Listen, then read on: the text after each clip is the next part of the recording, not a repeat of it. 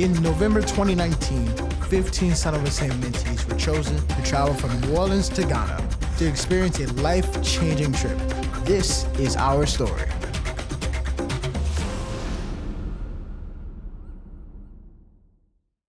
So on the 3-hour ride to the Cape Coast Castle, I was kind of going in there because one, I took like an African literature class, and we were taught some things about the Atlantic slave trade as just students. And I did a little bit of my own research outside of it because, kind of wanted to know more. When I got there, I thought they was just gonna tell us something like that I already knew, because we learned about this in 8th grade year last year at my middle school. I knew about how they were treated on the boats and in certain prisons, but actually seeing it is a complete different thing. In Ghana, there are 3 castles dotted along the coast of Ghana. Cape Coast Castle, where we are at the moment, that is the smallest among the 3. Slavery in Africa, it all started at a time when the Europeans discovered the New World. When the New World was discovered, there were a lot of plantation farms, tobacco farms, cotton farms, mining areas which they needed people to work in these farms. The trade lasted for more than 400 years, more than 4 centuries. And then we went to this place where it was real low. It was called the cell. Well, it was hot, the ventilation holes that everybody else had. That cell didn't have it. You went there to die.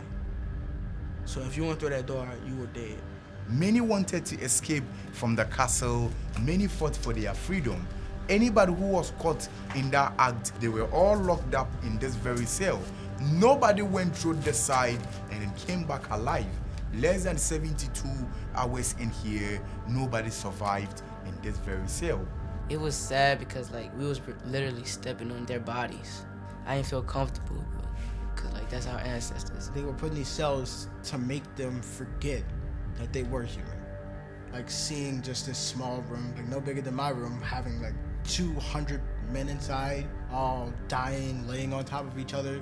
It pulls at the heart, and it made me think of how fortunate I was to be born in the year I was. I was like, Jesus, that's very tough to deal with. I don't see how they did it.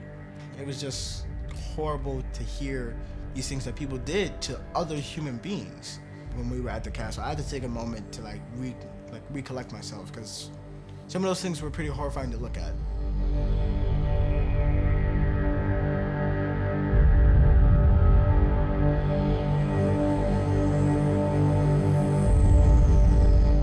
And he said the strong ones would have to walk through the tunnel that leads to the door of no return. That is the door of no return. Nobody went through this side and then came back into the castle again. So at this very point, all hopes were lost for enslaved Africans. They lost their names, they lost their identity whilst they went through this very door. Every time I heard the door of no return, I got sad. I was like, whoa, it puts a grab on your heart, and I was like, wow. Walking through it, I was like, whoa, went through this door and they could never come back to their home. They were taken away from their home and put on boats to go places they didn't even know where they were going. And I just couldn't imagine doing that. Let us turn around. Let's have a look on top of the door. What do you see? The same door, it has been named as the door of return in 1998, 21 years ago, when Ghana celebrated Emancipation Day for the very first time. And on the other side, it said the door of return. And that was a relief, because our brothers and sisters got to come back. Not our brothers and sisters that was taken away, they never came back. But their children and grandchildren got to come back onto their own soil.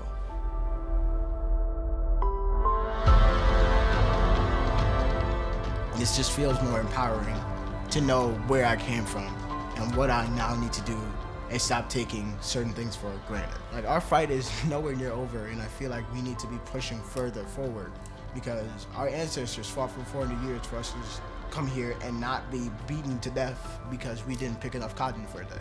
The big question we all need to ask ourselves is that the dungeons are empty. The cells are also empty now. But is slavery over? No, slavery, it is not over. It is still going on in different ways, in different forms. But please, as you've come here today to learn about this history, let us all go back home, educate our families, our friends about what we've learned today.